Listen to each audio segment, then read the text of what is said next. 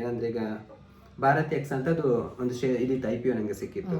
14,200 ರೂಪಾಯಿ ಏನೋ. ಈಗ ಎಷ್ಟಿದೆ ಅಂತ ಒಂದೇ ನನ್ನ ಪೋರ್ಟ್ಫೋಲಿಯೋ ನೋಡ್ತೀನಿ. ನೋಡಿದ್ರೆ ನೀವು ಕಣ್ಣಾಗ್ತೀರಾ, ಯಾಕೆಂದ್ರೆ ತುಂಬಾ ಚೆನ್ನಾಗಿದೆ.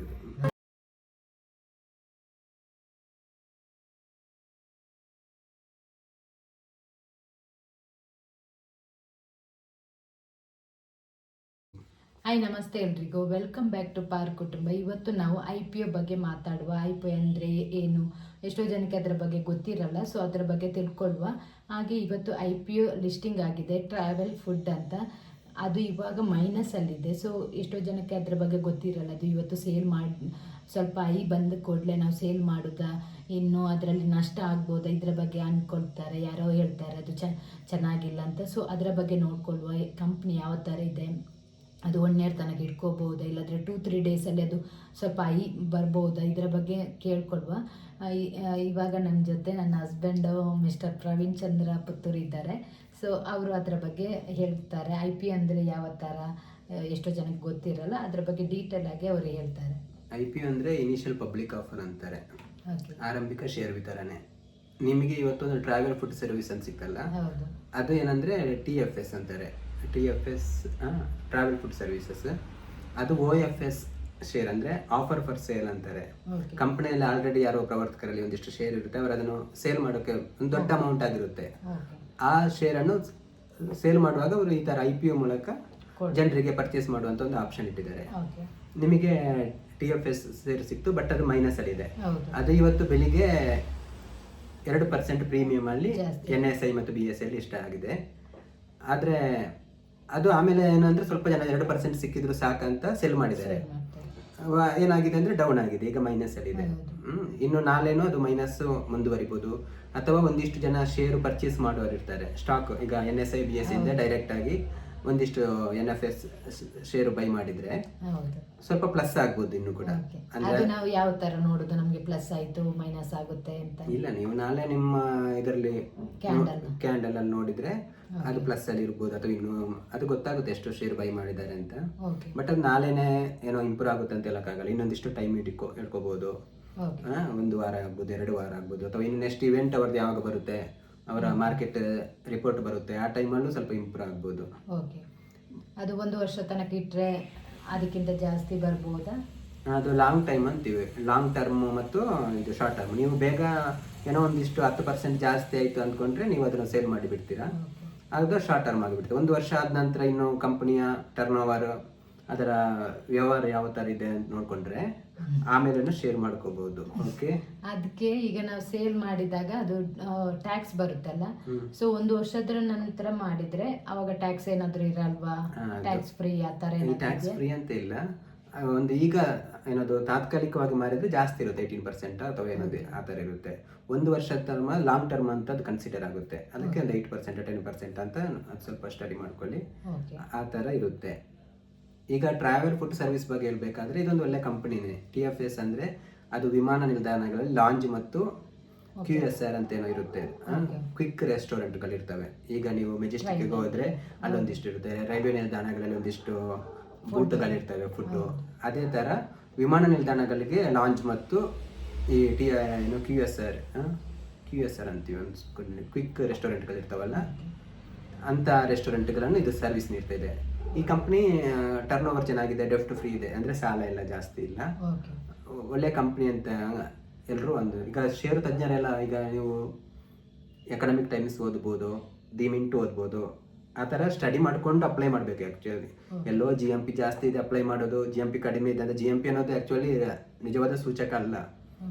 ಓಕೆ, ಬಟ್ ಇದು ಲಾಂಗ್ ಟೈಮಿಗೆ ಒಳ್ಳೇದು ಅಲ್ಲ, ಮಿಡ್ ಟು ಲಾಂಗ್ ಟೈಮಿಗೆ ಒಳ್ಳೇದಂತ ಆಲ್ರೆಡಿ ಕೆಲವು ತಜ್ಞರು ಹೇಳಿಬಿದ್ದಾರೆ. ನಾನು ಸ್ವಲ್ಪ ನೋಡಿದಾಗ ನನಗದು ಒಳ್ಳೇದು ಅನ್ನಿಸ್ತು. ಯಾಕೆಂದರೆ ಕಂಪನಿಯ ಟರ್ನ್ ಓವರು, ಅದರ ರೆಕಾರ್ಡ್ಗಳೆಲ್ಲ ಪಾಸಿಟಿವ್ ಇದೆ. ಸೊ ನಾನು ನಿಮಗೆ ಏನಂತ ರೆಕಮೆಂಡ್ ಮಾಡ್ಬೋದು ಅಂದರೆ ಇದನ್ನು ಲಾಂಗ್ ಟೈಮಿಗೆ ಇಟ್ಕೊಳ್ಳಿ. ತಕ್ಷಣಿಗೆ 14,000 ರೂಪಾಯಿ ಒಂದು 2% ಆಯಿತು, ನನಗೆ 1,500 ರೂಪಾಯಿ ಬಂದರೆ ಸಾಕಪ್ಪ ಅಂತ ಇಲ್ಲಿ ಮಾರಿ ಬಿಡ್ತೀರಾ ಅಂತ ಯೋಚನೆ ಮಾಡ್ಬೋದು.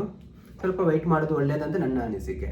ಅಥವಾ ಏನು ಮಾಡ್ಬೋದು ಅಂದರೆ ನೀವೊಂದು 3 ತಿಂಗಳು 4 ತಿಂಗಳು 5 ತಿಂಗಳು ವೆಯ್ಟ್ ಮಾಡಿ, ಒಂದು 10% ಜಾಸ್ತಿ ಆಯಿತಾ ಏನು ಮಾಡಿ ಅಂದರೆ 50% ನಿಮ್ಮಲ್ಲಿ 14,000 50% ಸೇಲ್ ಮಾಡಿ ನೀವು ಹಾಕಿರುವ ದುಡ್ಡನ್ನು ತೆಗಿಬೋದು. ಅಥವಾ ಏನೋ ನನಗೆ 1,000 ಸಿಕ್ಕಿದ್ದು ಸಾಕು ಅಂತ ಹೇಳಿ ಬೇಕಾದ್ರೆ ಮಾರಿ ಬಿಡ್ಬೋದು. ಅದೇ ಆ್ಯಕ್ಚುಲಿ ನಿಜವಾದ ಇನ್ವೆಸ್ಟ್ಮೆಂಟ್ ಅಲ್ಲ. ಓಕೆ. ಒಂದೊಂದ್ಸಲ 1 ವರ್ಷದ ನಂತರ ಜಾಸ್ತಿ ಆಗುತ್ತೆ. ಯಾಕೆಂದರೆ ನನ್ನ ಮೆಡಿಯಾಸಿಸ್ಟ್ ಅದು ಫಸ್ಟ್ ನನಗೆ 1,000 ಜಾಸ್ತಿಯಲ್ಲಿತ್ತು. ಹಾಗೆ 1 ವರ್ಷ ನಂತರ ನನಗೆ ಅದು 9,000 ತನಕನೂ ಹೋಗಿತ್ತು. ಬಟ್ ನಾನು ಯಾವತ್ತೂ ತೆಗ್ದಿಲ್ಲ. ಇವಾಗ ಅದು 5,000 ಜಾಸ್ತಿಯಲ್ಲಿದೆ. ಸೊ ಇದೇ ಥರ ಒಂದೊಂದು ಸಲ ನಾವು ಇಟ್ಕೊಂಡ್ರೆ ಅದು ಲಾಂಗ್ ಟರ್ಮಲ್ಲಿ ನಮಗೆ ಲಾಭನೂ ಆಗ್ಬೋದು, ನಷ್ಟನೂ ಆಗ್ಬೋದು. ಓಕೆ. ಅದೇನಂದ್ರೆ ನಮಗೆ ಕೆಲವೊಂದು ಆಮಿಷ ಥರ ಕಾಣುತ್ತೆ. ಒಂದು ಯಾವುದಾದ್ರೂ IPO 18%ಗೆ ಲಿಸ್ಟ್ ಆಯ್ತು ಅಂದರೆ ನನಗಿಷ್ಟು 20,000 ಆಯಿತು, ನಾನು ತಕ್ಷಣ ಮಾರಿ ಬಿಡ್ತೀನಿ ಅಂತ. ನಿಮಗೆ ಲಾಭ ಬೇಕಾದ್ರೆ ಮಾರಾಟ ಮಾಡಿಬಿಡು. ನಾನು ಹೆಚ್ಚಾಗಿ ಏನು ಮಾಡ್ತೀನಿ ಅಂದರೆ, ನನಗೆ ಮೊದಲೇ ಈ ಕಂಪನಿ ಬಗ್ಗೆ ಒಂದು ಭರವಸೆ ಹುಟ್ಟಿದ್ರೆ ನಾನು ತಕ್ಷಣ ಮಾರಲ್ಲ. ಅದು 18% ಆಗಲಿ ಆಯಿತು, 40% ಇಂಪ್ರೂವ್ ಆಗಿರಲಿ, ನಾನು ವೆಯ್ಟ್ ಮಾಡ್ತೀನಿ. ಈಗ ಭಾರತಿ ಎಕ್ಸ್ ಅಂತ ನನಗೆ ನನ್ನ ಕಾನ್ಫಿಡೆನ್ಸ್ ನಿಮಗೆ ಮಾತ್ರ ಹೇಳ್ತೀನಿ. ಏನಂದರೆ ಈಗ ಭಾರತಿ ಎಕ್ಸ್ ಅಂತ ಅದು ಒಂದು ಇದಿತ್ತು, IPO ನನಗೆ ಸಿಕ್ಕಿತ್ತು. 14,200 ರೂಪಾಯಿ ಏನೋ. ಈಗ ಎಷ್ಟಿದೆ ಅಂತ ಒಂದೇ ನನ್ನ ಪೋರ್ಟ್ಫೋಲಿಯೋ ನೋಡ್ತೀನಿ. ನೋಡಿದರೆ ನೀವು ಕಣ್ಣಾಗ್ತೀರಾ, ಯಾಕೆಂದರೆ ತುಂಬ ಚೆನ್ನಾಗಿದೆ ಇದು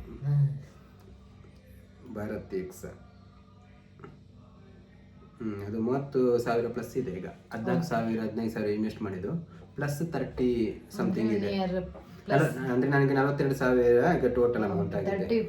31 ಪ್ಲಸ್ 31 ನಿಮಗೆ ಲಾಭದಲ್ಲಿ ಲಾಭ ಇದೆ. 209% ಜಾಸ್ತಿ ಆಗಿದೆ. ಆ ಥರ ಆಗೋ ಚಾನ್ಸಸ್ ಇರುತ್ತೆ. ಮತ್ತೆ ಇನ್ನು ನಾನು ಇದನ್ನು ಅಂದ್ಕೊಳ್ಳೋಂಗಿಲ್ಲ, ಇನ್ನೊಂದು ವರ್ಷ ಆದ್ಮೇಲೆ ಇದು ಡೌನ್ ಆಗ್ಬೋದು. ನನಗೆ 31,000 10,000 ಆಗ್ಬೋದು, 5,000 ಆಗ್ಬೋದು, ಮೈನಸ್ ಆಗ್ಬೋದು.